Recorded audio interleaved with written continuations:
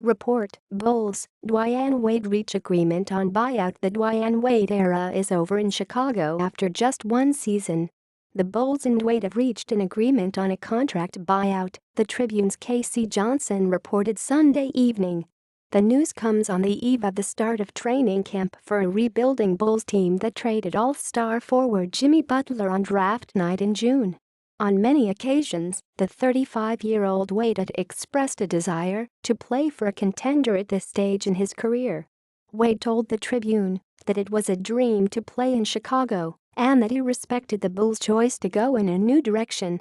Wade had exercised his $23.8 million player option for 2017-18 on June 20, 2 days before the Bulls traded Butler. He gave back about $8 million of that money, ESPN's Adrian Wojnarowski reported.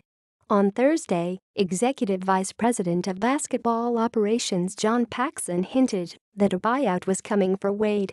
"We understand where he is at this time of his career," Paxson said on 670 The Score.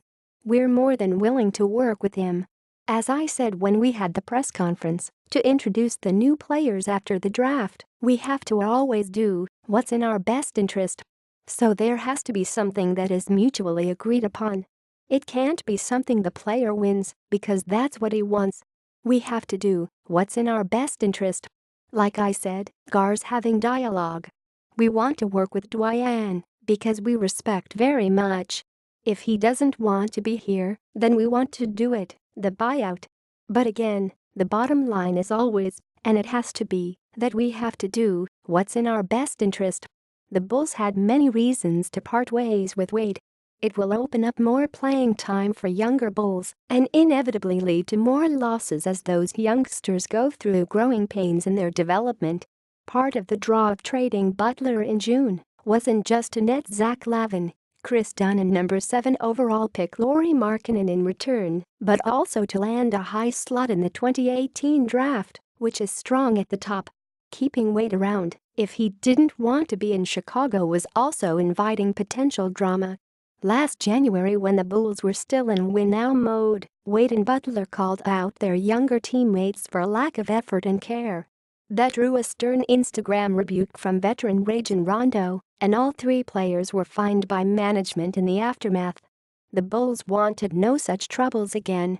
Wade giving back around $8 million also opens up more space for the Bulls to potentially absorb an unwanted contract from another team with an asset, either a draft pick or young player, attached.